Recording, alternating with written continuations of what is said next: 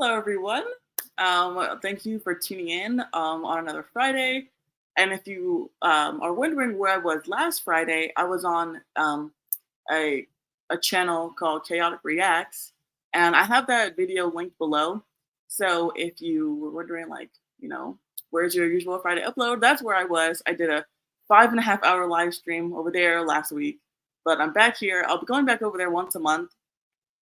So be sure to subscribe to Chaotic Reacts if you want to, see that and be over there with me. But today we are going to be talking about why are men fleeing the church? Is the church feminized? And, give them some back and forth about that topic. And so I'm going to play the clip for you guys because how this all got started was that I was on someone else's channel, and it's called Black Man Unfiltered. And I was on a panel, and the host, he asked a question to another person and said, where can we find good women? Where are all these decent women out there? And he says the church, but he's actually joking, and I didn't realize that at first. And so I'm snapping and agreement, but he's obviously being sarcastic. And then he explains why he's being sarcastic in that manner. And so I'm going to play that for you guys to bring you guys up to speed. And then I'm going to have on another person that was a part of that dialogue that the host didn't really want to derail the conversation and, just talk about that. So that's why I want to finish and flush out that conversation over here, because that's what the whole channel is about. So I'm going to bring you guys over there. Let's see.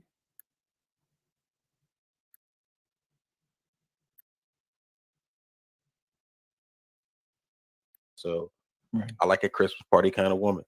Right. Stay in your lane. We already know where she came from, man. She belongs to the executive, bro. She an executive. I gotta do anything. Let me ask you a question, Prototype. You walked in on this one, man. Ray asked Anissa earlier today. He said, where are we supposed to find these women? And then Black Man just put up Miss Booty Hole Brown herself.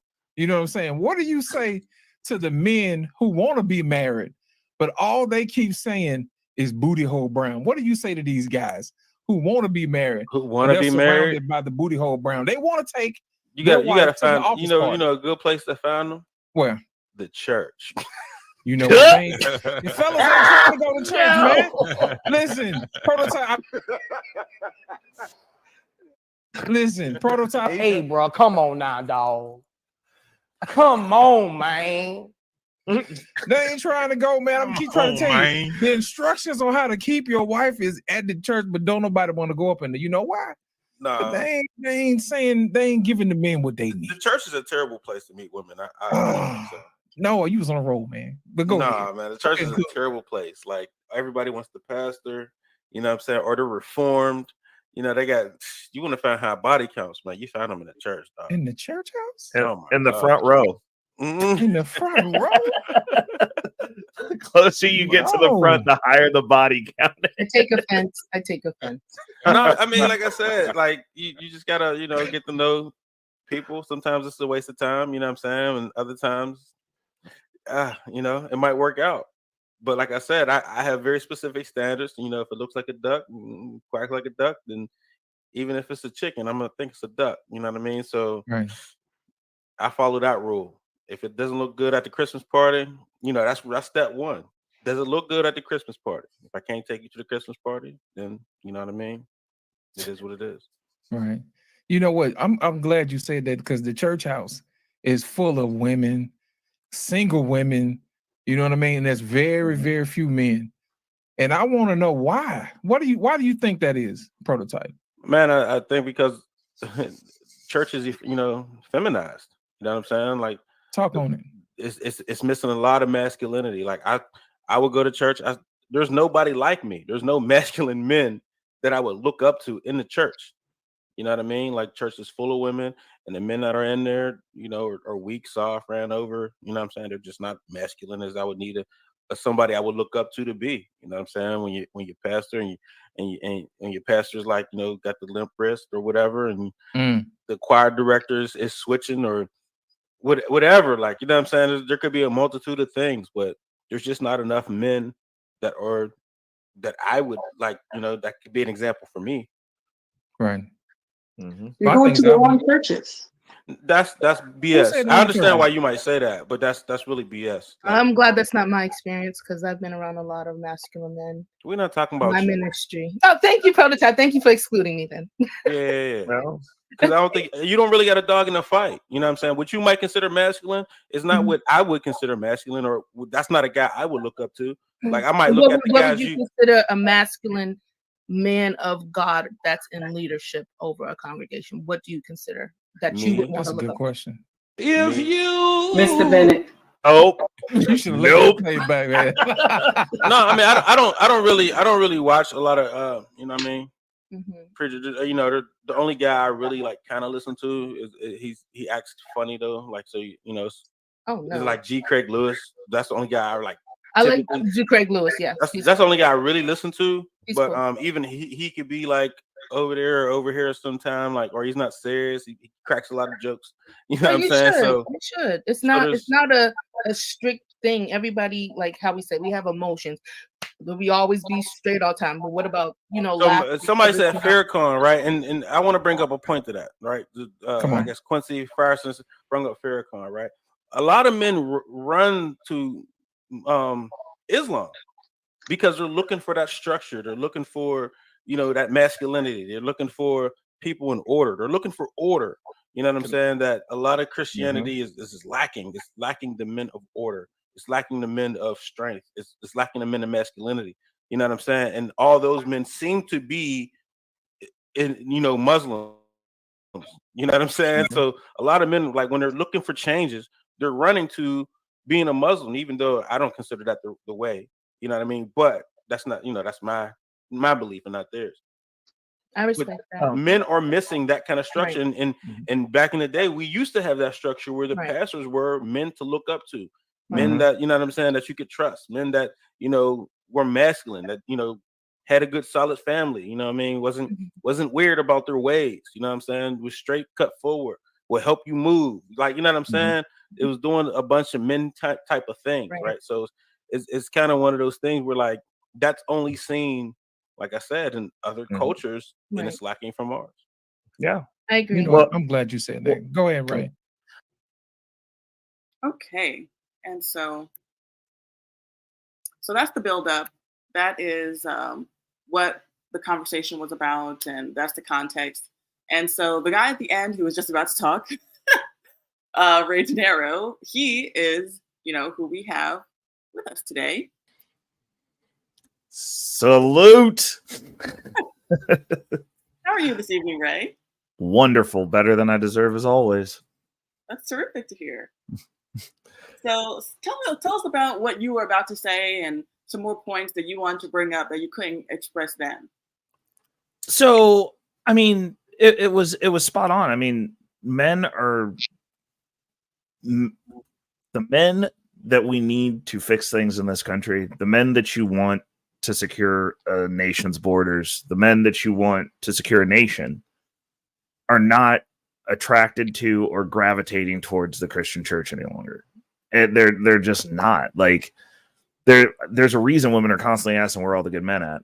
We've been run out of the church because, let's be honest, we know who gives more. I mean, if you're looking to get into somebody's pockets and you're running a non-profit, for-profit religion, you need women.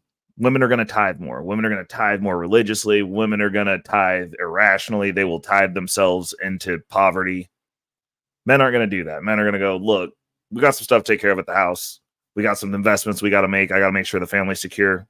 We might not give as much, or we might give exactly what we're supposed to, but women are going to go above and beyond. They're going to give extra once they're bought in. Okay. It's the same premise as what you have with a lot of these YouTube channels. A lot of the ones that cater to the sisterhood, that want to cater to the hyenas, they getting all them tithes. They're in the women's pockets. They know what they're doing. It's a business model. Like, it makes sense. Yeah. So you're going to cater to the women by and large, because that's going to be your income base from a business perspective. If you're looking at that collection plate, which most churches I've been to, they're looking in that collection plate. Yeah. So in doing that, you're going to make it a gynocentric space. and men don't want to be in women's spaces, especially not the extra day of rest of the week. You're gonna have less standards. You're gonna have less rules. You're gonna have less discipline. If you're catering to women, because women don't necessarily roll in those spaces that much when it comes to like discipline for them or accountability for them. Mm-hmm. So you're not creating a space that's going to be cultivating or inclusive of men who function as men, because they're gonna, like, then you're going to have dudes asking questions like, this doesn't make sense. Why aren't we following the rules? Like we made a covenant. We did a prayer covenant, got the result. Now you don't want to do it no more because you got what you wanted. Like what's going on here? And they don't like those types of scenarios do come up in churches. I've seen it happen where they've made a prayer covenant, blew the church up, like they said, like literally fasted, did the dedication, tapped into that spirit and got some movement going. And as soon as they got what they wanted, they stopped. So they're like, oh, we got what we wanted. Mm-hmm. Now we don't have to do this anymore. And then as soon as the questions started rolling in, the people questioning were the ones who were told they need to sit down. They need to calm down. That's a backroom conversation. We don't need to talk about that. That's making people feel uncomfortable.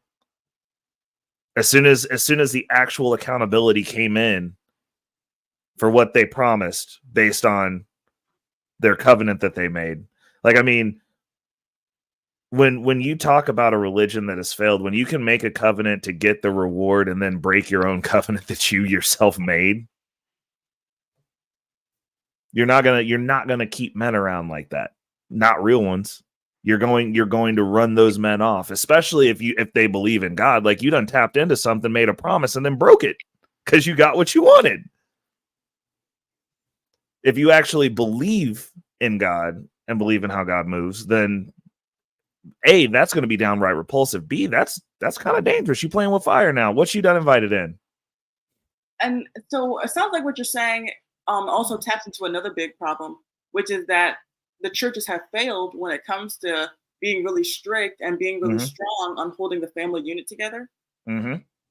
Yeah, 100%. Well, I mean, the first thing that I wanted to level is, what is the primary function of a religion? Period.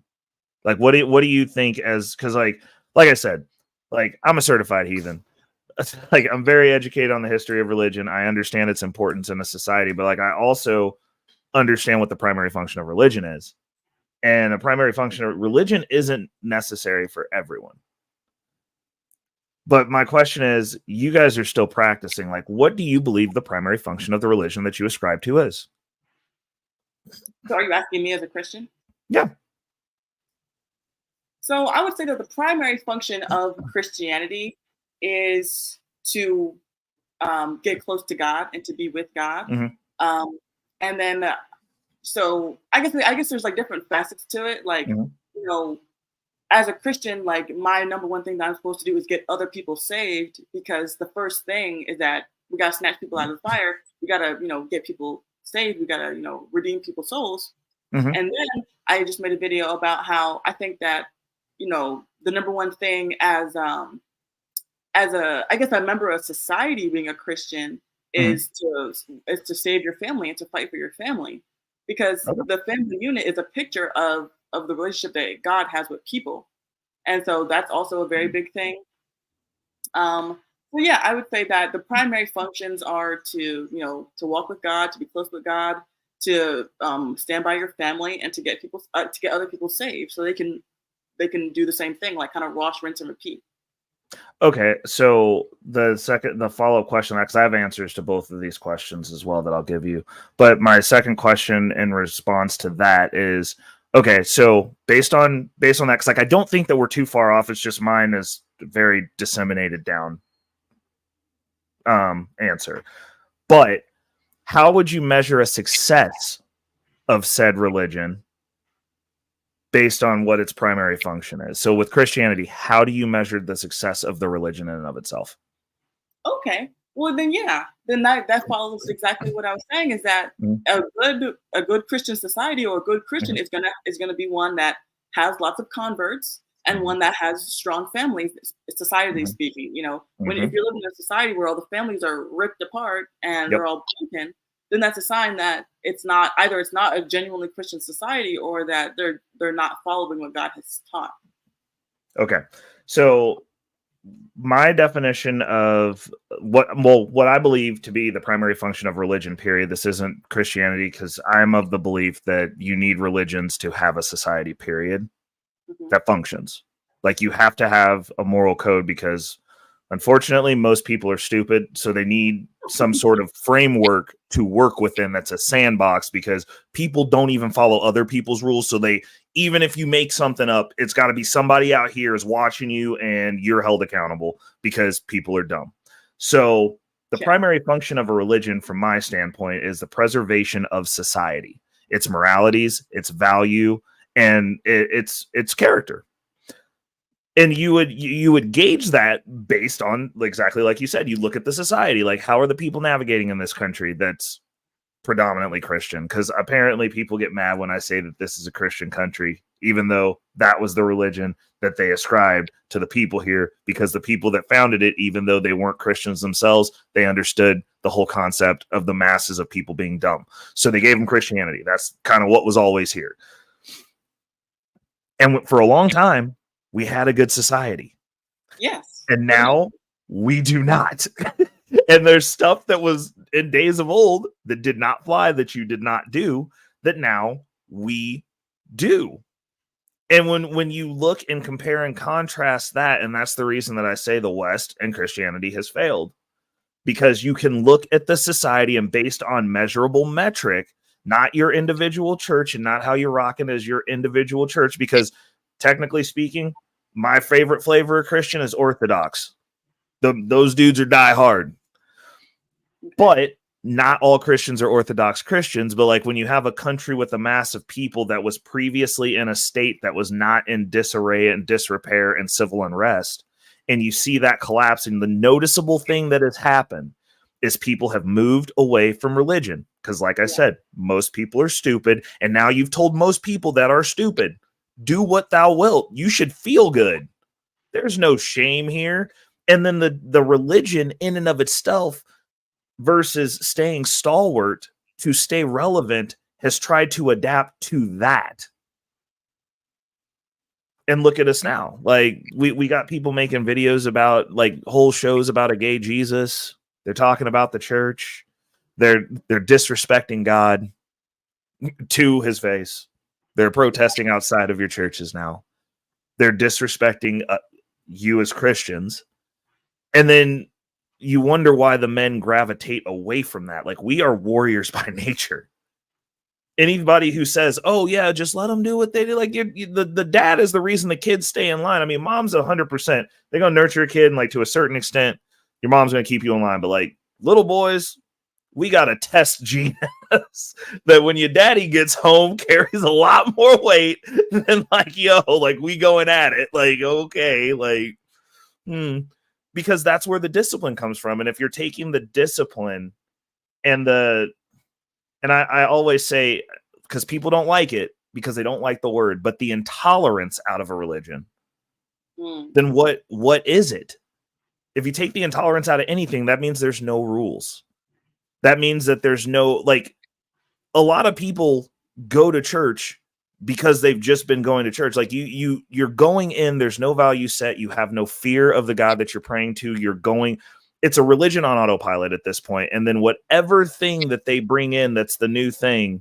Because, like, I mean, you look at age-old religions. The Catholic Church had a whole gay pride priest sermon thing go on with rainbows and everything. Mm-hmm. And I'm like, this is how far we've fallen. Like, this is what we're doing. Like, anything that people complain about at this point, everyone has to co-sign it to make them feel good about their decisions. And something about that is that, are you familiar with the documentary that came out last year called What is a Woman? Yes, very. Very. Yeah. And so the point that he was trying to make is that everything cannot be a woman. You cannot just say that you're a woman because you want to, because then the word woman loses all meaning. If everything can be included in it, then it means nothing. And so that another really, a really good point about that is that, what is Christianity or what is religion? And it's like, as a Christian, we cannot accept everything. Like there was a sermon from a pastor a long time ago called Tolerance, the Devil's Doctrine. And it's like, if we as Christians are gonna just go for anything, then we're not Christians. Christianity is a very specific thing. It's a specific belief set. I believe that Jesus is God, and I believe that he alone paid my debt for hell. And I believe that he is the only way to heaven. And I believe that, you cannot lose your salvation. Like these are things that I believe, and anything outside of that is not good enough. Everything outside of that is not Christianity. And it's not like, oh, I hate everybody who's not a Christian, or that I hate people who don't believe like me. It's not about that. It's about the fact of, this is right and this is wrong. This is inside of members and this is outside of it. And everything, it's not just anything goes inside of church. It's not just anything goes inside of Christianity. And people, I don't know if it's just willful ignorance, if they're, just intentionally want to be disingenuous and, have a bad faith argument, or if they really don't understand that, you can disagree with someone and express the fact that our beliefs are different inherently and they cannot coincide. Someone has to be wrong. If we're talking about two things that are on completely different ends of the spectrum, but we don't have to hate each other. Well, I mean, that's the game that they've played. They've introduced polarization. So it's like, if you don't implicitly agree with my bullet points and what I think, all of them, you're my enemy. So that way we don't have to have a conversation, because they don't want people to change their opinions. Because, I mean, the whole thing that you just said about Christianity, I disagree with it. Like, I disagree with that entire statement from a historical standpoint, because like, I know historically how the religion was made. And like, I know that they rolled up during crusades. And one of the things that they were saying when they were crusading, they roll up to an island. They'd be like, hey, we believe the same thing you do. We just need you to use our name so that we don't have to kill you. That was the selling point. So like, I'm like, if you go back far enough and you actually look at the foundations of most of our oldest religions, the validity of Christianity for me is the fact that it's based on universal principle. Now, you can shuffle out any name, any effigy you want, because the effigies don't matter. That doesn't make God not exist. The validity in the Christian religion and all of your old world religions, all the ones that have been around since either pre-Christianity or are still here now because they somehow didn't get wiped out and they didn't wipe each other out. They're all based on universal principle. Universal principle, you can't break. You can break yourself against it, but you can't break it. When they tell you that, God made man and woman made the rest of civilization. What civilization what happens when you don't have men and women procreating? The Spartans. That's what happened to that civilization. And as strong as they were, they stopped reproducing. And when there were few of them left, another civilization that kept reproducing just came over and was like, we got bodies, throw the bodies at them, we're going to win. And they got wiped out. That's a universal principle. You got to have both. You need both sets to continue to make people. So you can't break that. But most of your age-old religions, the stories are all the same. They switch the names out. For me, I'm just like, okay, well, how did these people that had no contact with each other end up with the same story? Like, obviously it was catered to those people groups, but how did they get that? How did they all get the same instructions? They didn't all make up the same instructions with the same amount of effigies and the same story by themselves. That's God, in my opinion. That he was like, yo, these people never talked. He did not go tell them, like, you're going to believe in Jesus. He gave them the model. And then throughout history, other civilizations got the exact same model. Like, you can draw one-for-one comparisons. That's the relevance for me personally. But like, when you look through history, like you look when they were crusading and spreading the church and spreading the gospel, they were like, yo, you guys believe exactly the same thing we do. Just use our names. Make us feel good. Okay. And then the civilizations that got taken over, what did they not necessarily have? They didn't have religion. They didn't have structure. They didn't have rule sets. Also God. Even if you don't believe in God, if you washed up on two islands, one island is full of cannibals, no religion. They just eat people. You show up, they don't know you, they eat you. The other island, they believe in God. God says don't eat people. Even if it's not real, you owe God because he just saved you because you washed up on that island, and they go, hey, we're not supposed to eat this dude because our God told us not to. Now, real or not, God just saved you. Right? Yeah. You just got your life saved by God. That you, even if it's not real, they believe it's real, so they don't eat you. So now you continue to exist based off their belief in something that you want to say that you don't believe in. But I don't understand how we can live in a space where there's equal and opposite reaction, which science has proven, and we have people that are downright evil. And you're saying that there's not a counterbalance to that? That there's not people that are just downright good, that are downright tapped into something a little bit extra? I disagree. I'm like, there's no way that God's not real. Do I believe it's necessarily a person or one of the effigies that we choose to ascribe to? Yeah. Could be. Could not be. I don't know. But I know that there's something out there because I see the evil that's happening in our society now that we've moved away from that. And the one thing that they've diehard removed us from is the religion. And I can see the results. The civilization, the society has become evil. It has become tainted. And it's continuing to escalate. And the further they move away from the religion, the further that structure gets broken down. And I'm like, you can look at that and that is verifiable regardless of what you believe. I'm like, okay, cool. I don't consider myself to be an evil person. I know that I can navigate. Maybe I don't need religion, but I think some of these people actually do, like adamantly, because they believe in nothing now. They believe in nothing, and they're living these vaporous existences and spreading that cancer and permeating it throughout society. And society is getting worse every step that we take as a society away from religion, which is why I'm a huge advocate for religion. I'm like, you need to go find Jesus or somebody. You got to figure it out. Because go ahead. And it's very interesting because a lot of people, they'll say is that, oh, you want to talk about how great society used to be when everybody claimed that they were Christian and people were going to church every Sunday. But that was back when people were racist and there was slavery and men were beating their wives and all this stuff. And it's like, okay, riddle me this. Are people not racist anymore? Like, it has completely abolished in our new anti-God society? Has no man beaten his wife since we declared that prayer is no longer allowed in school? So it's like, okay, you want to say that things weren't perfect back then, and they weren't perfect. Nothing is ever perfect on earth, but they were objectively better. People like you and I, we can admit that. Yeah. And so someone who's going to pretend like, oh, it's not, things are better now. What's better now?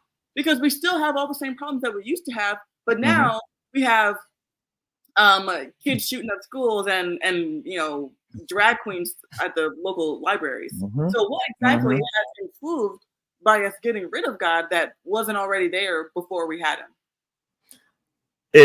There isn't a measurable metric. I mean, obviously we won the genetic lottery being born into the time that we're in right now, because technologically, health-wise, science-wise, everything is better.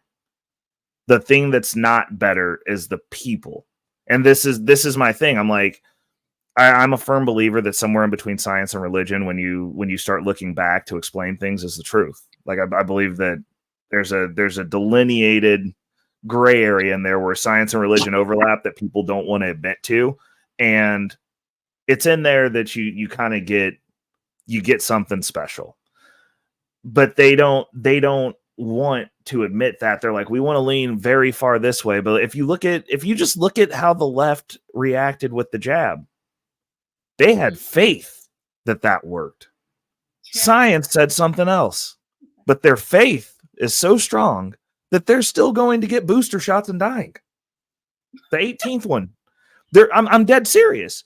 We literally looked at science, all measurable data. There's not a piece of science that says that thing worked. Looking back, every piece of science says it was rushed. It was an experiment. It did not work. We don't know how this is going to turn out. And then if you actually look at the labs, it doesn't look like it's going to turn out well for those people based on what happened to all those poor animals that they did the rapid test on, that all of them died.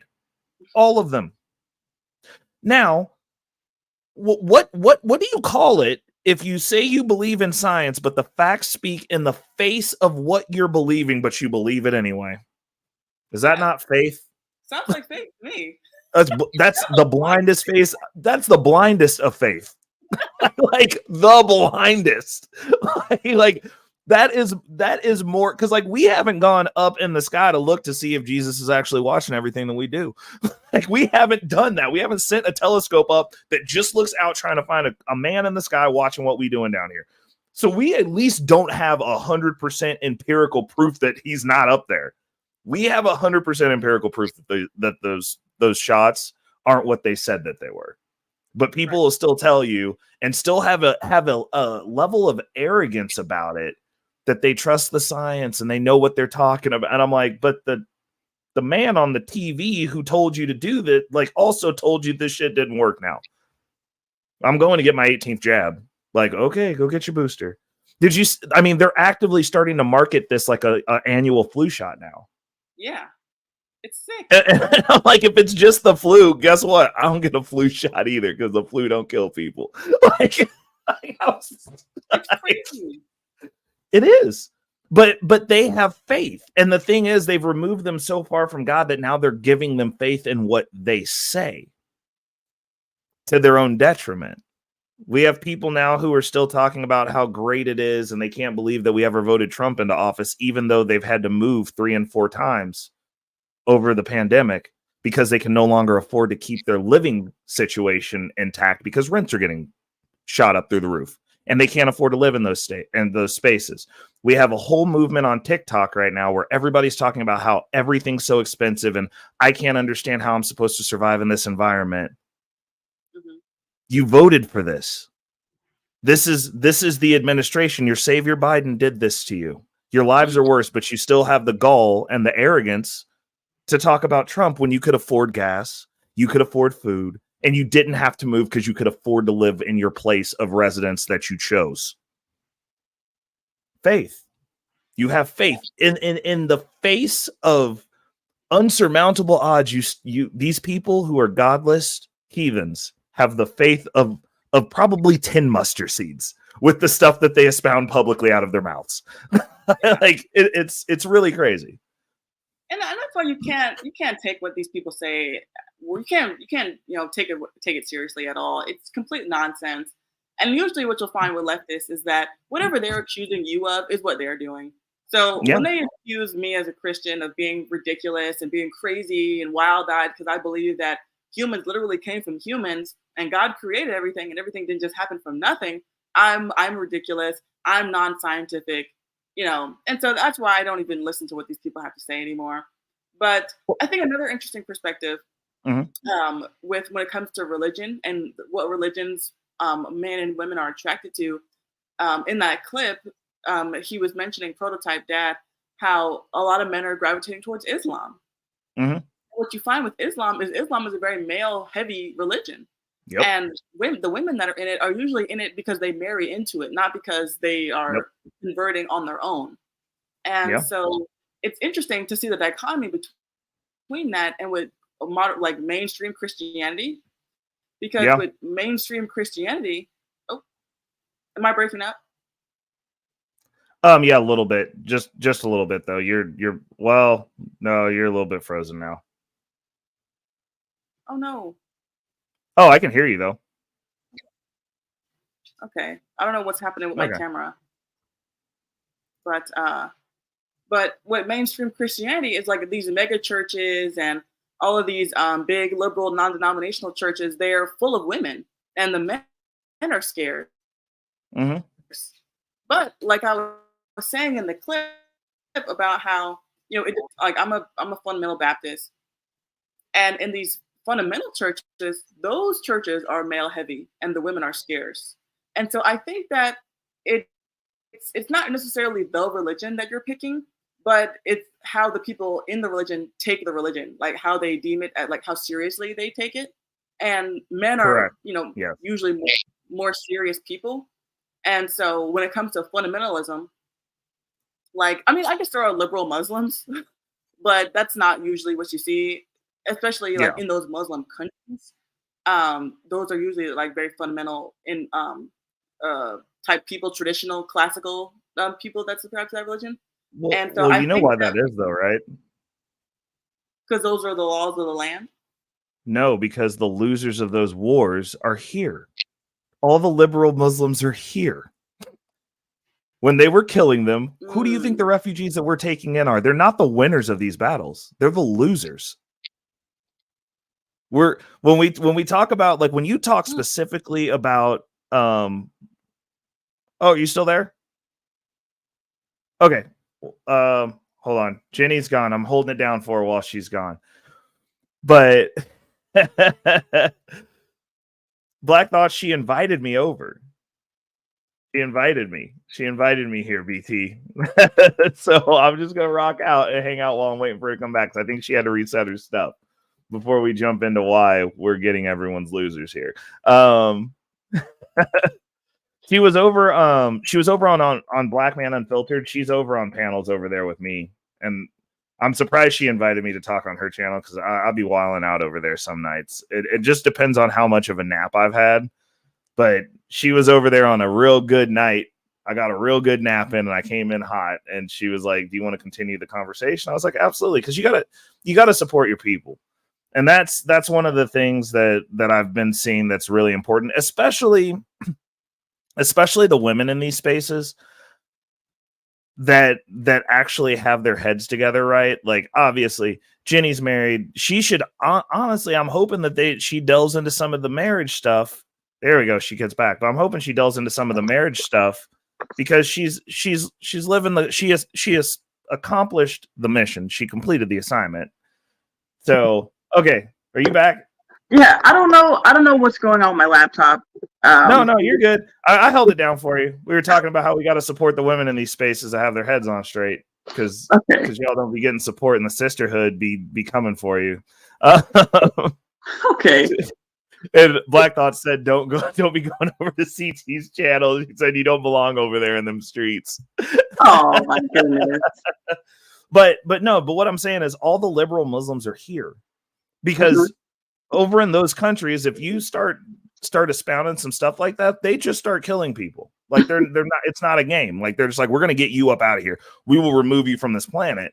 So then you have America intervening in those wars, and those immigrants that come here are the ones who carry that ideology because they're losing. If they were winning, we would have a bunch of conservative Muslims here.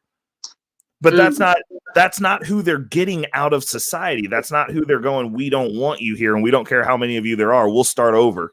Like, that's a good point. I never thought about that. Yeah, because they're horribly intolerant. Like I was talking to one of the guys that I mentored today. And he was telling me, he was like, it's kind of scary because, like, financially, he was like, I talked to this guy that he works with that's from Iran. And he's like, he's very leftist, but like, we agree on the fiscal part of it. And I was like, well, you do realize that, like, he's a second generation immigrant. Yeah. His parents were probably refugees. They lost that war. Like, they were like, hey, we want to have rainbows and all sorts of great stuff over here. And they were like, we'll kill you. Matter of fact, we're going to start killing you. Like, we're not even talking about this. Like, you just got to go. Like, and then we look at it and we go, oh, like, we can't have them like that. But like, now look at our society. We bring in all of these losers from all of these wars that we've interjected ourselves into that carry ideals that historically are un-American. And now they're all here voting. Yes. With us. Literally. Like, yeah. And now look at our society. We took everyone else's trash, brought it over here, and then let it affect our society because of numbers. Like, again, math. You bring a bunch of people in with a certain ideology and then give them a glimmer of hope that they can manifest it somewhere else. They're like, cool, we'll just go mess this place up. Wow, that's profound. I don't know why that never dawned on me. Yeah, I mean, it's not a game, but those people generally also don't necessarily uphold their religious value set the same here either. Because like, you have areas of town here where you have very devout Muslims that you cannot go in, you can't disparage Allah, you can't talk bad about them. They will end you here because they believe. They're scared of that dude. Like, they're scared of their God. They're like, yo, like, he might not like that, bro, and I just sat here and like, he watching me watch you do this. Like, I gotta at least act like I care. Like, and so when you look at people that are gravitating to that religion and saying, and like looking at it being male heavy, I would say 100% it makes sense because it's discipline, rules, and intolerance. And those are three things that are going to attract men. It's like, we need to know what the rules are. Yeah. We need to know, like, we can't have this nebulous, what do you want? Well, I don't know. Let's just think about it. And maybe we shouldn't not like this because times are different now. And I'm like, but you got a book with instructions. What about these pages? We're just not going to read those anymore. Yeah. Yeah. You know, we claim, like, people always say, like, oh, it's 2023 or we're in the modern age or, you know, that's so antiquated. And it's like, you know, the Bible claims to be eternal. The Bible says that God is the same yesterday, today, and forever. And so are we going to say that the Bible is fallible? Or are we going to say that it's not God's word? Okay, well, that goes back to the original point of what is Christianity? What are Christians supposed to believe? You know, you don't have to believe in the Bible. That's your prerogative. But don't call yourself a Christian. You don't have to do that. And I don't know how much you heard before my computer decided to die on me. But yeah, like I was saying that, you know, these churches, these liberal fun centers, they're full of women. Yes. But these fundamental churches, they're full of men. Like in the church I go to right now, there's men in there who are older and they're serious. They make good money. They have their heads screwed on right, come from good families, but they're single, and they don't really have any prospects either.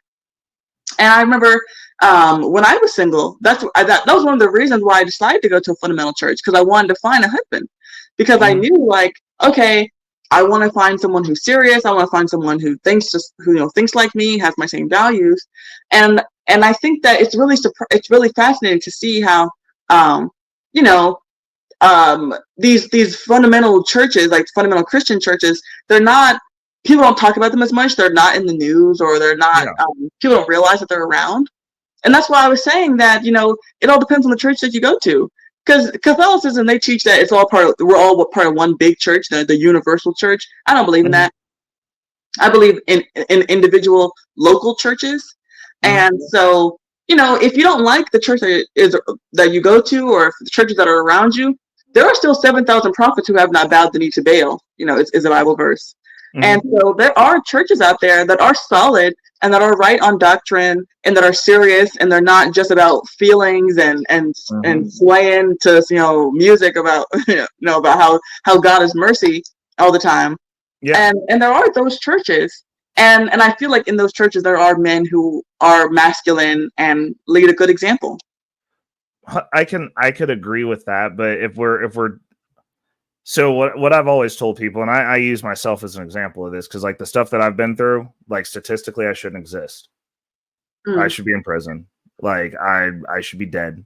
Like, I mean, I spent most of my life not thinking I was going to make it past 21. And then 21, I was like, well, I'm definitely not making it to 30. And then when I hit 30, I was like, oh, okay, I guess I got to start planning for the future. I realized that this actually is the punishment for me, I think. So it's just what it is. But when people are like, oh, well, you made it. And I'm like, yeah, but the anomaly doesn't break the rule. It reinforces the rule. So going, oh, well, we can have these one-off churches that are on point. That doesn't break the rule. It reinforces the rule. The fact that we can talk about these one-off churches, and we're talking about these one-off churches, that's the problem, is that we talk about these one-off churches. We should be talking about these one-off churches that, like, oh, did you see that the Episcopal Church down the road put up a rainbow flag? Wow, those fuckers are weird. That should be the one-off. That shouldn't be the standard. Yeah. So, like, that should be like, oh, geez, like, we need to stay away from. They're doing something weird over there. I don't like it. We might have to go have a talk and see if we can not have them be a nonprofit. They need to pay taxes. They're getting into politics now. But no, that's the standard. And the one-off is the church that's doing it right. That's actually the problem. Yeah, I see what you mean. Because I'd be like, okay, name me 5 churches that are doing it right. Exactly. I just saw you. Yeah, you just looked up. You already answered the question. I was like, name me five solid churches that we know for a fact are doing it right. I mean, I personally could. That's because I'm in that movement. Oh, okay. But most people probably could not. Yeah. Well, I was like most people, like, especially like when it comes to like Orthodox churches, especially because like I think most Orthodox churches are doing it right. But even knowing where they are in your area, like, or knowing because like basically in order to find an Orthodox church, you got to know somebody who's Greek to find out where it's at. Like, it's like an entry club only. Like, they gotta tell you where it is so that you can stop in. But the fact that you have to, as many churches as we have, that you have to go hunt them, that's how corruptible this system is. A lot of people are making churches specifically for profit. Like, it's crazy to me. And I'm like, as a Christian, I'm like if you went and made a took advantage of the Muslim religion, they would burn your church down and end you and probably your family. Like, it's not allowed. Like, that's treason. It's treason to the church to do that. And like, that's kind of the problem. It's like, okay, well, like, we're doing it right. Okay, so the church down the street got a pastor that's banging the front row. He's out here pulpit pimping, doing what he do. Right. And ain't nobody's gonna do nothing about that. Oh, God's gonna get him when? When? Like, cause like realistically, the way that I'm looking at it, and like this is the only logical thing that I can think of, is the reason that God's not punishing these people is because the people who are supposedly doing it right, he doesn't see it. He doesn't see y'all as taking them seriously. Like, he doesn't. Because we're just now getting to the point where we're standing up against the school boards, and who's out there getting into fistfights with Antifa? Foreign dads. Yeah. It's not even Americans. It's not even American Christians that are out there telling these school boards we need to protect these children. We have people outside of this country that have come here that are protecting their children and coincidentally having to protect your children that you're not willing to stand up for. So are you saying that we should go about it in that kind of manner of like threatening people or trying to rough them up? Historically, it works. I'm just saying, I'm like, at what point is the line? Like, because this is the reality of it from a historical perspective. Y'all killed off the Cathars, which were the actual pacifist Christians, okay? And y'all murdered them because they didn't want to ascribe to the version of Christianity that they were consolidating down around the Council of Nicaea times. And they allowed themselves to be killed. And they said, hey, we're going to just keep doing Christianity the way that we're doing it, and we don't care. And this is what the doctrine that we've ascribed to do, and this is what we're going to do. And they said, we're going to kill you. And they were like, fine, we're not even going to fight back. We'll just die. But they killed all the Cathars. Cathars got wiped out. Y'all are not Cathars. Y'all are the descendants of the Christians that killed everyone who didn't do Christianity the way that they said do it. So, and then after they did that, then they started splintering and being like, well, we want to do it a different way too. Not saying that it's right, but what I'm saying is, if you go to the countries that are still stable, if you go to a Muslim country, you are not allowed to set up a pulpit pimp and mosque. You are not allowed to disgrace Allah. You are not allowed to disgrace their God. If you go into China, you are not allowed to disgrace what their belief is. America and the West, these Western countries that are filled with Christians, are the only places. I mean, I would say if you want to look at a country that does Christianity right, look at Romania. You will not go disrespect God in Romania. Orthodox Christians, like, stuff will happen to you. Well, the thing about that is that they're Catholics, and so Catholicism is not the same as Christianity. They're different religions, but I see what you're saying, and I think that partially the issue is that when it comes to Christianity, it's an inside religion versus other religions are outside religions.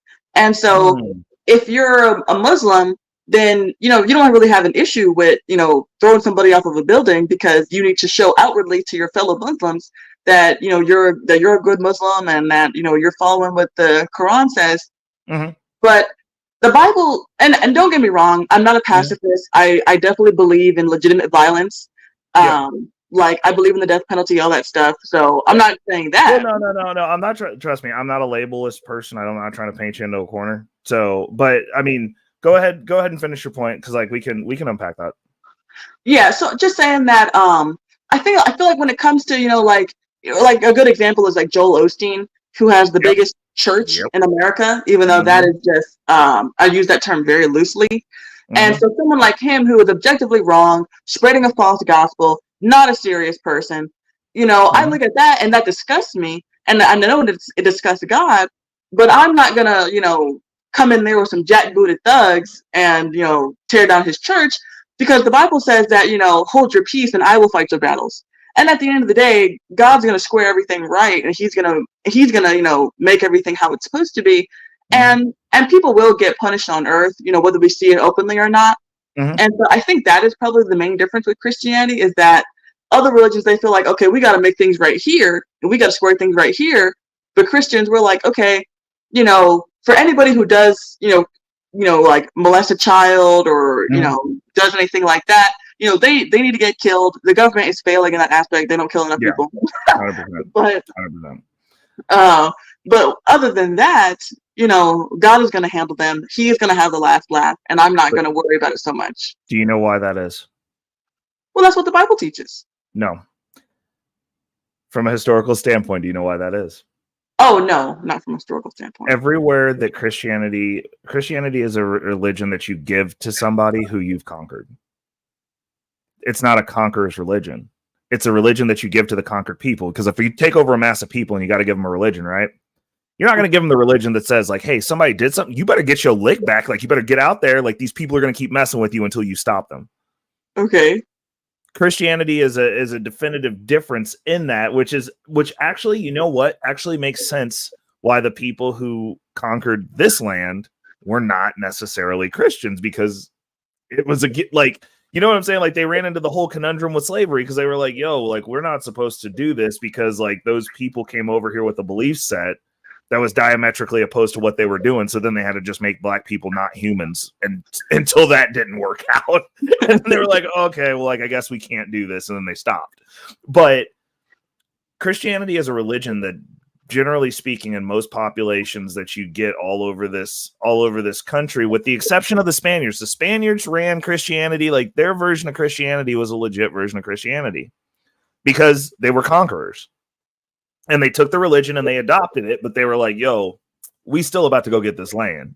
Like, but most of the people that they conquered, they gave them Christianity because of the teachings. You teach them not to fight back. You teach them to be docile, which is another inherent issue with the flavor of Christianity that the West, specifically the United States, has. And that was the reason that specifically they gave it to black people, because there's more of us. At the time, there were more of us than them. So you can't have a religion like Islam for a bunch of people that are enslaved going, wait a minute. You saying that, look, if somebody hits you, like, we all gonna be blind up in this bitch? Like, you can't give a larger mass that. You have to give them something else ethereally is going to happen to you. Men inherently know that karma does not exist. It doesn't.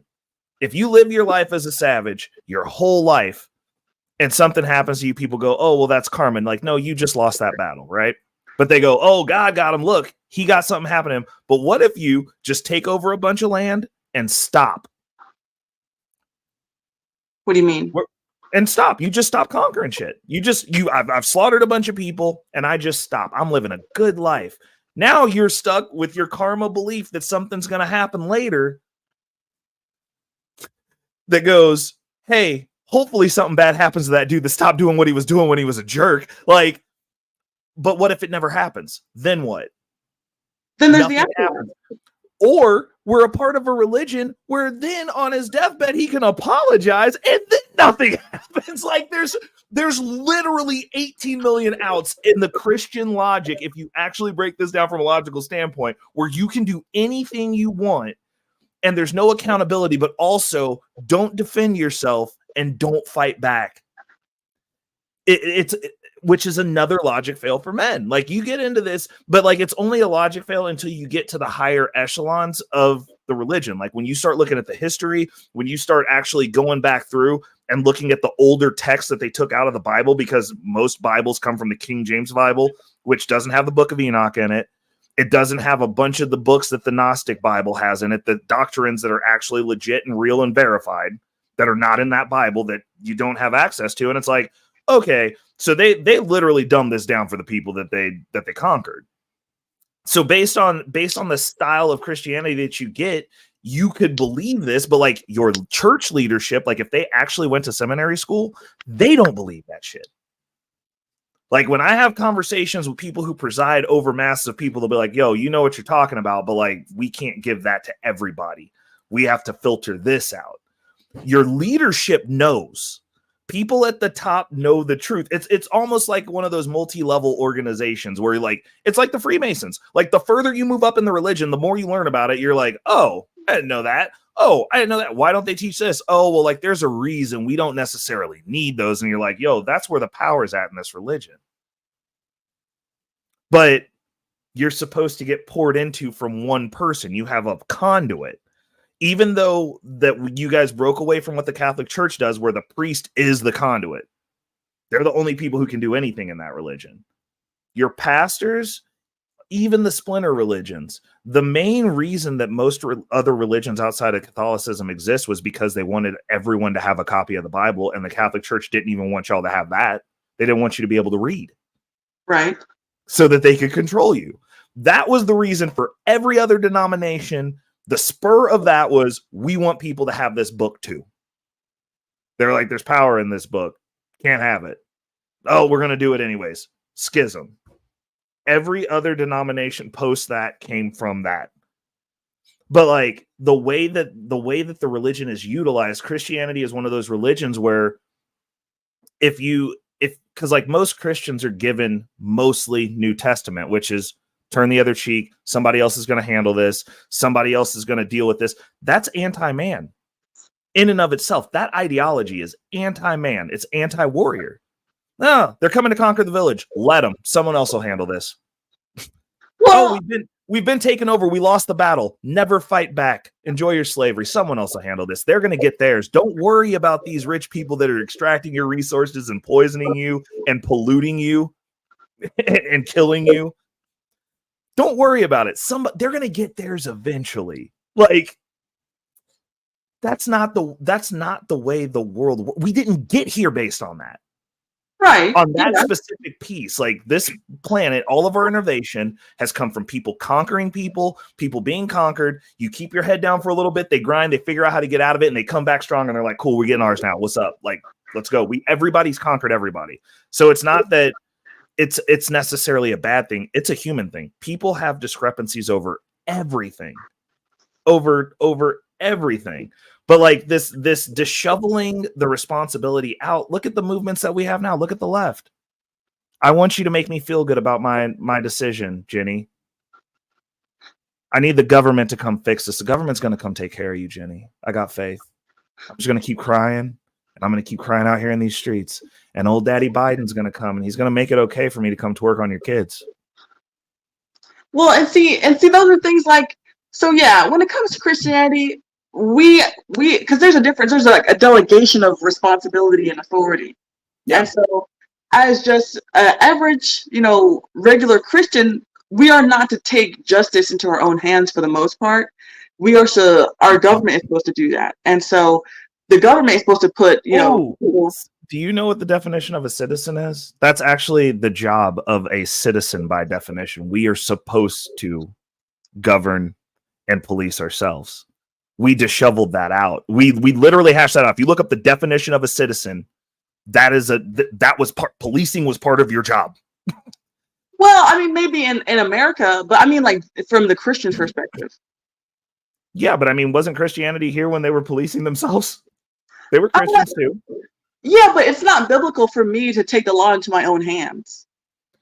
No, you're right. But at what point, if you are in a known unjust system, at what point does the responsibility fall onto us?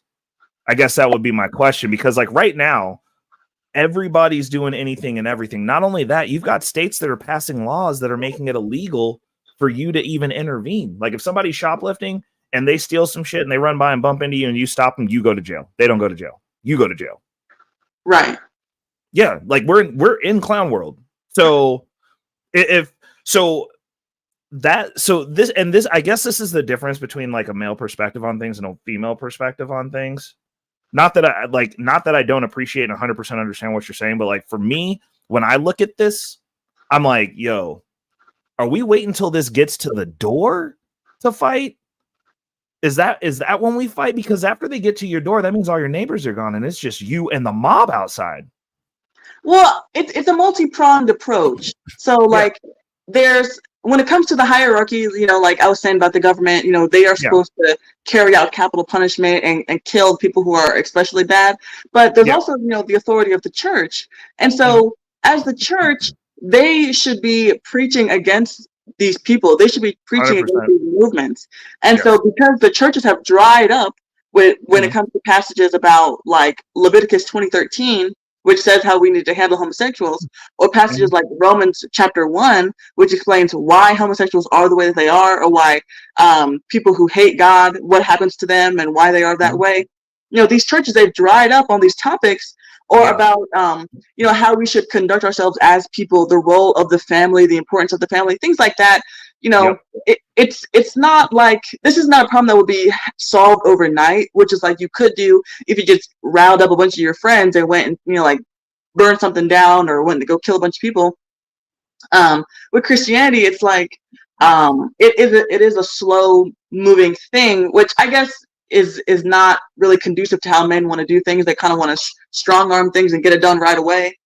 But, as a Christian, is the responsibility of the church and for the pastor, because he is the shepherd. He is the one who's supposed to be guiding his flock, and he's supposed to say, I don't care what's popular, I don't care what people want to hear, I'm going to preach this because it's true. And then when people hear that, if people aren't, because there are so many passages in the Bible, like you were saying, that people have never heard before. Well, what do you mean that we're supposed to put homosexuals to death? Or what do you mean that adultery is supposed to be a crime punished by death? And it's like, I've never heard this before. And it's like, have you been in church? And they're like, yeah, I've been in church my whole life. And so, I mean, it's a breakdown on a lot of different levels. And so, it's not like, okay, I'm just going to stand back and wait for God to handle everything necessarily. But I mean, at the end of the day, he is the one who has the final say. And like someone like Hitler, they're a really bad person, and then they commit suicide thinking that they're going to get the easy out, and like, oh, I showed them. Not really, because God is, Jesus, he's in hell tormenting him for all of the sin and all of the bad that he did on earth. But this is where I got pushback for you. We think that to make ourselves feel good. You don't know. Faith. I do know. I mean, you can have faith that that's happening, but like, what if he repented before, like, as he was shooting himself? Well, see, that's another biblical doctrine about being a reprobate. And a person who's a reprobate is someone who cannot get saved. And Hitler would definitely fall into that category. Okay. So maybe so we'll go with that.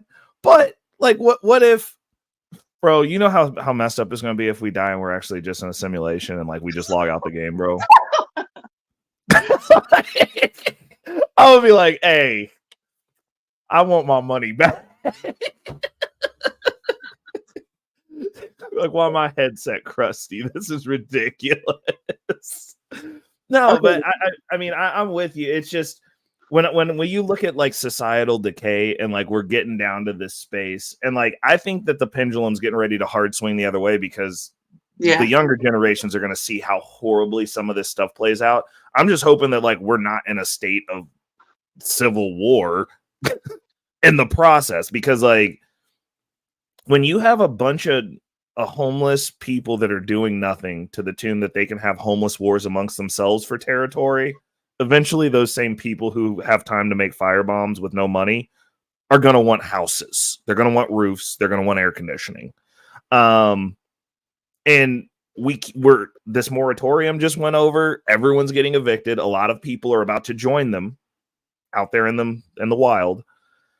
And when I look at it, I'm like, religion.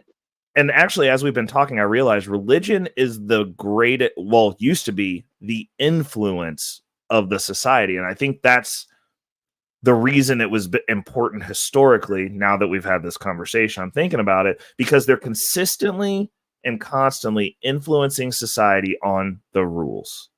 You're going there every week and you're getting a reminder. Hey, these are the rules. These are the ethereal consequences of the rules. You should follow the rules. And now we are seeing that get replaced with people who are telling them you should do what makes you feel good, follow your passion. You have no sense of duty. You don't have to have duty. You should do what you want. And it's like we're flooding the system with candy, and religion is the vegetables of a society. And everybody would rather eat a bowl of candy than vegetables. But if you eat too much candy, you get sick. Yeah. And I think that we're, as a society, going through this fever pitch right now because we're the United States is a young society. Like we're literally living, and shout out to the homie. We're living through as a country, we're living through our 20s. Is what's going on. We're trying to sort it out, figure out what we're doing. We dyed our hair blue a little bit, and we're doing some weird stuff, but hopefully after you get through your weird phase, like you get it tightened back up and you bring it back in. So I do have a lot of hope, considering that like people like ourselves are using the internet that are intelligent and can have conversations. But it's just like looking at it, it's like going through the growing pains. It's hard to watch because I'm like, this could go real bad, like for everyone involved. If this isn't just a phase, like if we don't roll it back, and like the stuff that we're doing policy wise, like we're going to have to look like those are going to be some hard decisions. We're going to have an administration that's going to be like, no, you can't do that anymore. No, you can't do that. No, you can't. I don't care how you feel. You can legally do whatever you want. This is the line. Deal with it. Go somewhere else. Like, no, you can't just come here and affect our society. Like, no, you can't come here and make our place worse, like the place that you came from. Like, we don't want to do that either. But let me answer Black Thought's question that he had. He says, so Ginny, should the remaining true Christians come together to fight this demonic system coming for us? And I really like the way that you worded that, because yes, we should fight it. But what the Bible says is that we fight not against flesh and blood, but against principalities and powers and wickedness in high places. Yep. And so we as a Christian, I am to fight against evilness and against Satanism. But the way that I fight is different than how someone who is not a Christian would fight. And so the way I fight is that I pray and I go door to door and I try to get people saved. Because if a person is saved, then they have the capacity to understand the Bible, and they have the capacity to understand what the Bible teaches and what is right and what's wrong in that regard.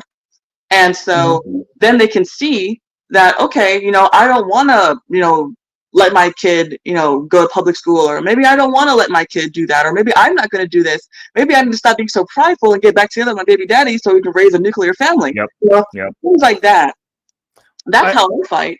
And or I'll talk to people and I try to express to them, why this is wrong and why you shouldn't do that. I'm not gonna, go up and burn down a Planned Parenthood. I'm gonna go and I'm gonna preach to people. That's how I'm gonna fight. And so we should do that, but there's different manners of warfare. So you said nothing about policy, Jenny. Well, I just, it hurts my heart because I'm like, Jenny, you got to be at these school board meetings. You have to be expressing that, because the issue is, if everyone's silent, you can be as loud as you want and you could save everybody. There are saved people that voted for Biden. Okay. Like lots of them. Right. You can save every single person, but our enemies are changing the policies, which is changing society. So what that does is it's going to line it out to where, like, if we saved everyone, but all the policies are draconian, and then they're like, we're banning the Bible, guess what? Now we're going to have to be a refugee. Well, right? But that's the thing is that if like it's not going to school board meetings and passing laws, those things take time. But if you want to do something right away, I can get up and I can go outside right now and go preach the gospel to somebody and change their mind. And they might later on become a politician. And because I preach the gospel to them and because they read their Bible, now they're going to know better and they're not going to want to do that. And so if every Christian actually got one person saved, then there would be a revival and people wouldn't do those things. And so I think that is, going to school board meetings is good, but I think what would be even better is to get saved and pull your kid out of the school system altogether and homeschool your child. No. But that's the thing that you're missing is your school system where you exist is a reflection of the community. So if the school board system's toxic, that means you're failing. Yeah, I can agree. If you feel like you got to pull your kid out of the school, that means that the area that you live in, it has fallen. Because that's a reflection of you. Your politicians are a reflection of the community as a whole. That's your gauge on, hey, the area that I live in, how are these people navigating? Oh, we're allowing kids to be cats and pee in litter boxes? I might need to start looking at some of my fucking neighbors because, like, these people, you voted them in. You guys put these people in power.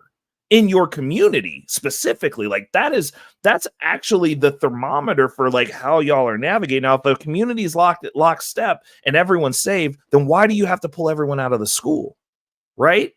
If you guys are all having the same values, you should be voting on the school board with those values, and your school should be like, hey, this school is going to be dope because guess what? We voted in all the people that rock with us because we control this shit. And now guess what? We're going to have prayer back in school. We're going to have the school that we think we should have as a community. So that's the way that works. But like, if you're going, hey, I got to pull the kids out of the school, you're running away from the problem. That's not fixing the problem, because now what about the people who can't do that, who don't have the privilege to do that? They're training your enemies. Now you're going, all these people who don't have that privilege are now my enemy off default because they're indoctrinating those kids because this school board's messed up. I know it's messed up, but like, hey, we're going to have our 3 kids and they'll be fine. Your 3 kids will get murdered by the 19 kids that still got to go to that school.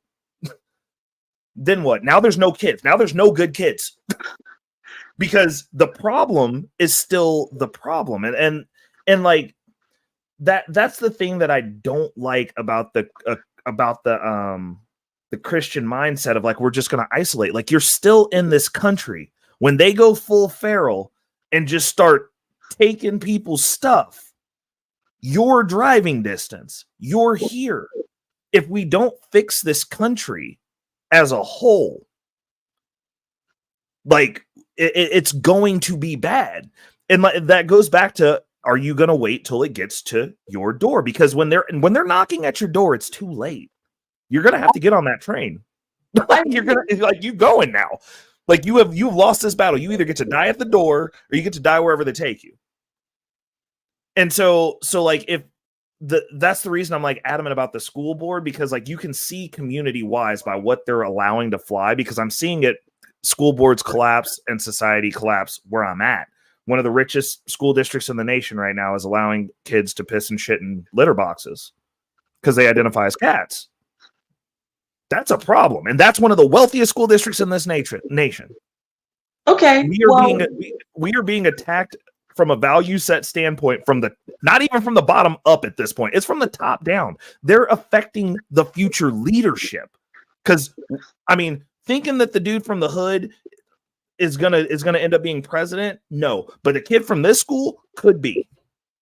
Well, yeah.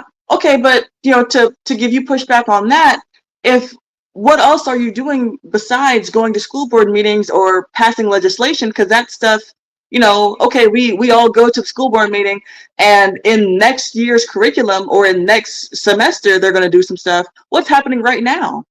Right. Well, so me personally, I don't believe you can save everyone.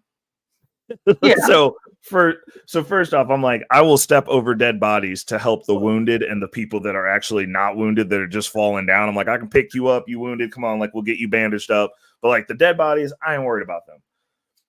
When when it's what we're doing, it's like we have to set the standard. We have to speak truth. Like that's the reason, like on a lot of the panels, like I've pulled back on a lot of the shock jock panel shit because I don't think this shit's funny. Like I don't think this is a joke at all. Like I don't find humor in it. I'm like, yeah, we can have anecdotal, I can tell a funny story, but I'm like, look, like the reality is the reality is the reality. Like if as a man, you should, what you can do, constantly speak truth. Tap into your school board and see what they're actually trying to teach kids, even if you don't have kids, because eventually you're going to have kids and they're going to be in that school district probably. Start whenever you're confronted with a conversation, like you don't have to be rude, but tell the truth. Stop lying. Yeah. Stop lying to people. Live your value set. Do not tell people to do things like, is your house in order? If your house isn't in order, don't go around telling other people what to do with their house. Right. Don't have an opinion. Fix your stuff first. Have yourself in a space to where financially you can navigate how you need to, because while we're having all these discussions, they're stealing your money. They're stealing your buying power. They're stealing your future wealth. Like this is way more insidious than what people think. And like we're batting at leaves on most of this stuff, but like you have to be in a position to where you can say no. There has to be a line. And yeah. I don't know where that is, but like we need to start having conversations and defining where that is and actually being willing to stand on that shit, because what's happening right now isn't even about rights anymore. Everyone has all the same rights. Everyone can do all the same things. This is an escalation, and you have it with people who have mental disabilities all the time. I worked in the field for 6 years. It's called an escalation. It's when a kid gets some attention and he's like, hey, are you looking at me? Like your kids go through this phase when they're toddlers. It's the reason you have the terrible twos. 2-year-olds are all about escalation. They'll look over to see if you're looking at them, and then they'll mess with something. And then you'll tell them to stop, and they'll be like, oh, you acknowledged me. I'm going to push this shit over. And they'll push it over. And then you're like, hey, stop that. Then they'll go move over to something else, and you'll see them. They'll like look over to see if you're looking at them doing the thing you told them not to do, because they're getting that dopamine hit from attention at 2, and they haven't differentiated yelling from positive attention. They're just like, well, if you're not hitting me, I'm just going to keep doing this because you're acknowledging that I exist and I like that. That's all these people are doing, because this isn't about rights. I want to do this. I want to do this. Okay, well, now I want to do this. They're never happy. They're never satisfied with the result. They never, like, they don't even, literally, the letter mafia, the rainbow community, they don't even take time to celebrate their wins anymore. Hey, you can do this. I'm still pissed. Let me do that. It's like, what? We want to do that. Okay, still mad. We want to do that and that now. It's just escalation. And so like when you're dealing with a collective group of people that you're consistently reinforcing those behaviors, this is going to get exponentially worse. Because once you get to that point where you have to say no, for those of you who have kids or toddlers, you know the nuclear meltdown that happens once you get to the final no. Now we have a group of people that for decades we've been giving concession, giving concession, giving concession, giving concession. When we get to that no, this shit's going to be bad. And these are adults, they're not toddlers. Right. Like that's where I'm looking at. I'm like, so we can do all this head in the sand stuff, but like you've got mixed in with this group, you've got Antifa, which is agitating violence. Like these people might get to a point, because I mean, if you look at the history of communism, ardent communists went and killed their parents to get their mission accomplished because they were that bought in. They went home. Parents having dinner, get up, kill your parents, go about your business, back to the party. Like turn your parents in once they took over, turn your spouse in once they took over. Like this isn't just a game. Like when this escalates, if it goes to where I think it's going, because of like the agitation, the way we're seeing what Antifa wants to do, they've got their own freaking intelligence network to dox people like us. Like, I mean, my buddy over in Topeka, when he was running for office over there, they found out where he lived, went to his house where his family and children were. Mm-hmm. To knock on his door to regularly intimidate them. We know where you live. We know you're here. Putting up flyers all over his neighborhood like, hey, did you know that this guy thinks this, this, and this, and is part of the Proud Boys? We know where he lives. Here's his house. Mm-hmm. Escalation. At what point when they start actually taking out Christians? Like, when are we going to... That's the reason I'm like, we have to clearly define these lines, and we have to have a united front for a pushback, because even though they don't agree either, they're willing to put their disagreements aside to get their mission accomplished. And their mission is the destruction of this society of which we live in. So like, we can't hide from that. Right. And so, you know, like I bash on Christians all the time, but like my goal is to incite y'all to get your shit together, because this country without you all fails because of the dum-dums. There's not enough rays that just get it, that are going to do what needs to be done regardless, that is going, hey, I'll align with you guys, and like, we're going to fight together because like I understand the validity and the reason you need to exist. There's not enough people that think like me, though. Most people think like them, and they're going, I want to feel good, and you told me I could do whatever I wanted. You can't tell me no. And they keep dividing this line, and they keep pushing it and pushing it and pushing it.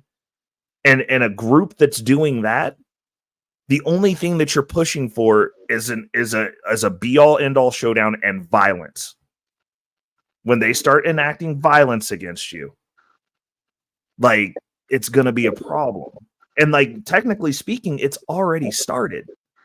They had the trans people that shot all them kids up. Right. For no reason. Like, once that starts becoming the norm, because remember with Columbine, they saw it once and then it just continued to happen. It escalated after that. Okay. And so I'm gonna kind of try to tie everything up in a bow. Yeah. So, and I really think that we're not really saying two different things. I think we're just looking at it from two different approaches. Yeah, 100%. I like I said, I rock with you. I appreciate that. Thank you. I like your insight. Because you know, I guess being a Christian and normally hang out with Christians, it's good to hear the perspectives of other people who are not Christian but can think for themselves. Right. And so, yeah. And so, like you're saying, you know, it's important that we go to these school board meetings, and that we're very involved with the community, and that we're making our voices known and our presence, you know, seen in the community. Mm-hmm. Like, hey, we're not just going to take this lying down. And I do agree with that. And I think that there is a place for that, and that is necessary. And so I think it's just a matter of a full encompassing approach. So we need to elect officials who actually care about our values and actually mean what they say. And then lower from that, we need to actually support the churches and go to churches that are serious, and not these places that are just made to, you know, tickle our ears and tell us what we want to hear.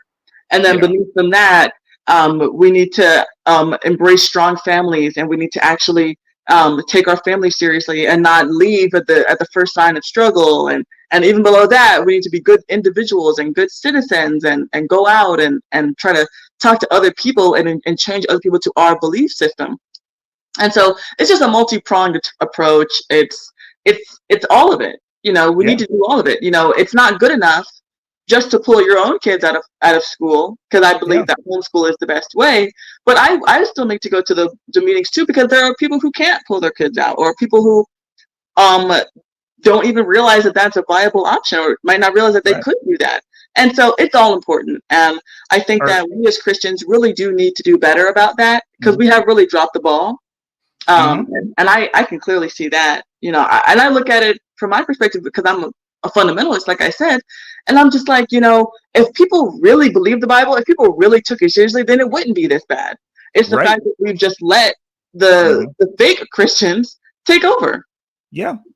And well, I had a question for you. Are you and your husband involved in like the church leadership? No. No, we're not. I was about to say, because I was about to say, I have a really good suggestion for the school system thing, and that wouldn't require, that would make it so that you could help the people who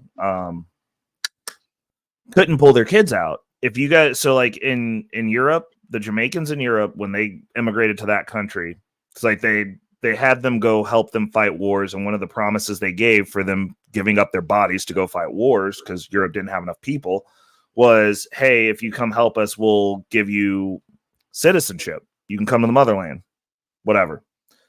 And then when they did, they didn't want them there, obviously. So they were in slums and ghettos, and they were getting subpar education, but they were getting subpar education with like poor British people.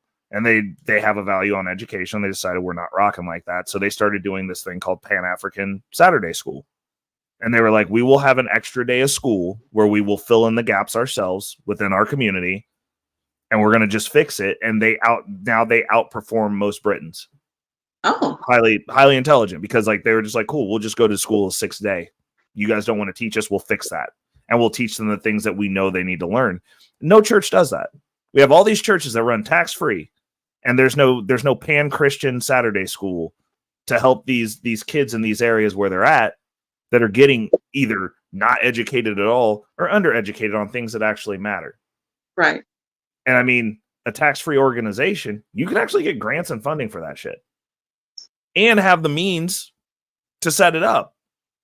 Like, I mean, it's just something to think on. Like, if, like, when it comes to policy, there has to be some level of accountability and some level of like, we're going to intercede in this in a positive fashion. We know that you fix generational curses by targeting the children. Mm-hmm. We sit here and we talk, and we can have these intellectual conversations about how Christians care, and like we're doing the things within the church, but you're not targeting the children.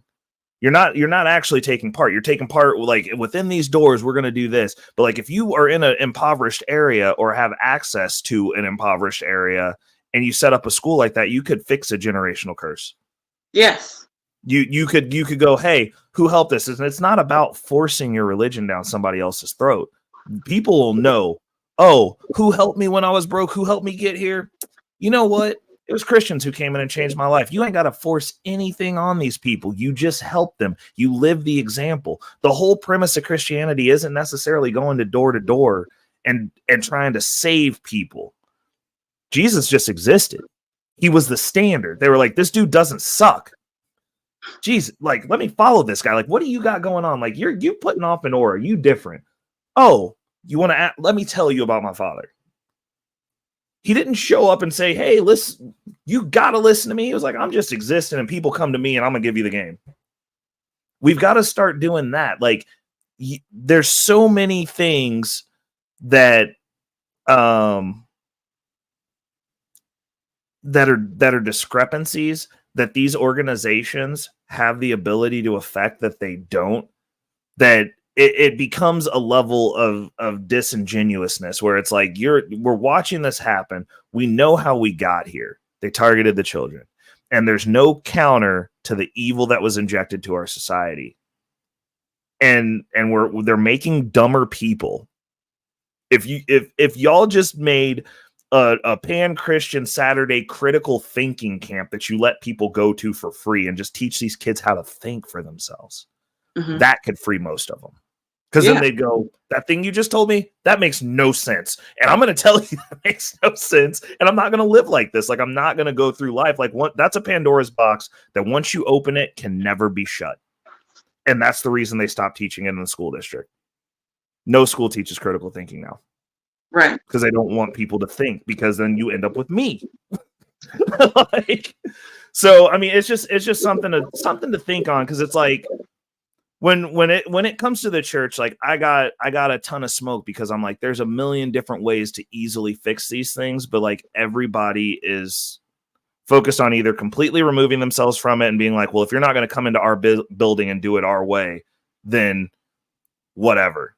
And I'm like, that's not how this works. Like, you have to have intelligent people, and if you're just going to save the people that are going to bend the knee to your God, you will die with this country. You will burn with this country, because that is a selfish act. Mm-hmm.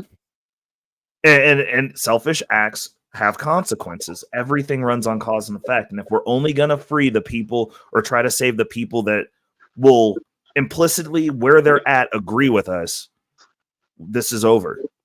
Yeah, it's just not going to work. Like, we have to be the standard. We have to be the example. Like, if you're going to say that you're a Christian, show it. Have a wonderful life. Be happy. Be pleasant. Have a good family. Honor your husband. Let people see you honoring your husband.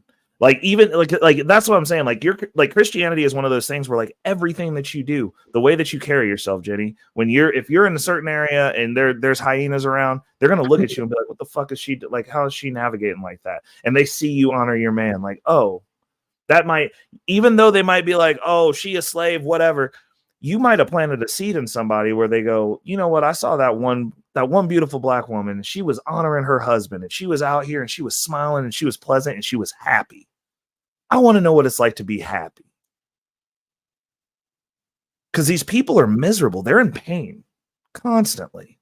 Yeah. So much so that they want everyone else to share in it.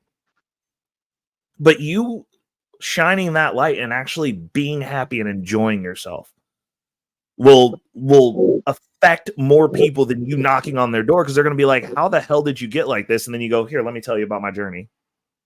Then you minister.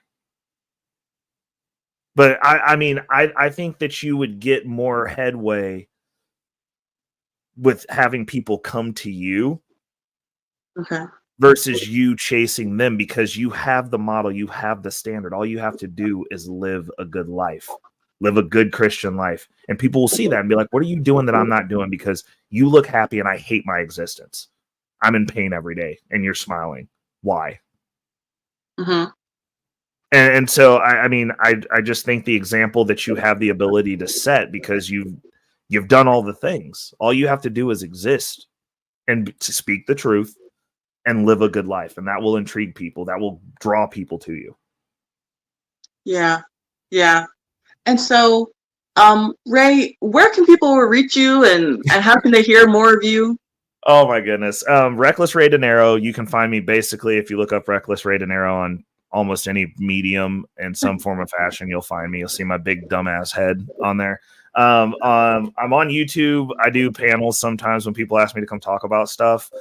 Most of my content is about money. I do believe that that's one of the key metrics that the current agenda is attacking with people. They want you poor and they want you starving so that you have to do what they tell you.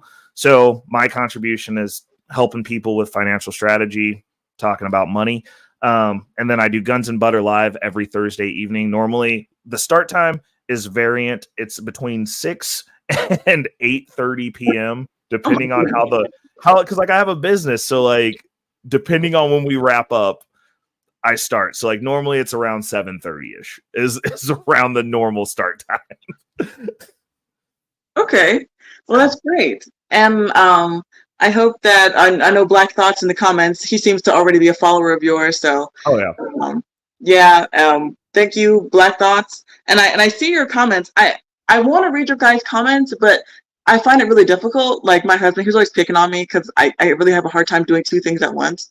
And so I'm trying to listen to whoever is talking, and I don't want to miss what they're saying. And then I'm trying to read the comments and maybe respond to those. And I don't want to, be like, "Oh, what'd you say?" So I'm not ignoring you guys' comments. I see them in front of me, but I don't want to interrupt him and comment to them or what have you. So thank you, Black Thoughts. Yeah, I guess I am. I can only come from a feminine perspective because I'm only a woman. But I think that you need both. You need that brute masculine force to change things, and you also need the feminine. And so I think that is the best way to fully make a bigger, more quickly change. Mm-hmm. I'm not bothered. Okay, thank you, Black Thoughts. And you guys are not morons, and I appreciate you guys spending your time here and listening to us and spending your Friday evening with us, because there's so many different places that you could go and people you could listen to. And so I'm gonna wrap it up here. I like to keep them not too long, but hopefully I can have you back sometime.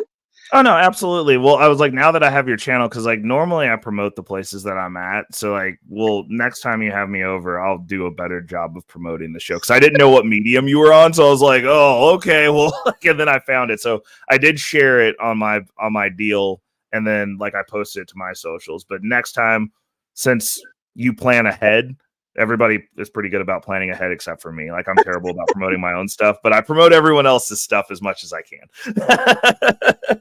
Well, thank you, Ray. And I look forward to talking to you again. And I hope you have a great night. And I hope you all enjoyed this podcast. You too, Jenny. Thank you so much. Absolutely.